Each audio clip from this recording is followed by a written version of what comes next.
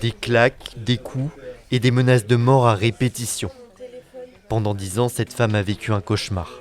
Ça pouvait être juste une petite claque, comme des fois, il pouvait rentrer dans un état de rage où je me suis retrouvée, il était en train de bricoler et il avait une perceuse à la main et il s'est juste retourné, il m'a fracassé la mâchoire avec. Donc j'ai tout le côté droit qui a été cassé au niveau des dents. Mais à partir du moment où il a commencé à toucher les enfants, c'est plus la femme qui réagissait, c'est la mère.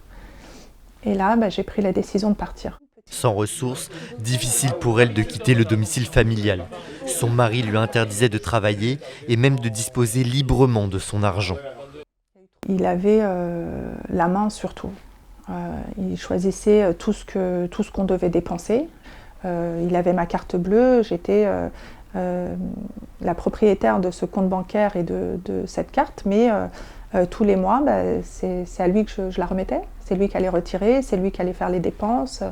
Ça a été le seul frein pour partir. Face à la détresse financière de ces femmes, l'Assemblée nationale vient d'adopter un texte qui pourrait changer leur vie. Une aide financière disponible en 3 jours. Pour cette association de défense des droits des femmes, c'est une avancée majeure. Ce que je peux saluer déjà, c'est qu'il y a des choses, des freins importants qui ont été levés dans la discussion parlementaire. Si remboursement du prêt il y a, ce sera à la charge du responsable. Et c'est vrai qu'on plaide pour le fait que ce soit l'auteur responsable des violences qui paye pour ces violences, parce que les femmes, elles payent trop souvent le prix et la facture des violences qu'elles subissent. Avec ce dispositif, cette victime aurait pu s'éloigner de son mari violent bien plus tôt. En France, une femme meurt encore tous les 3 jours sous les coups de son conjoint.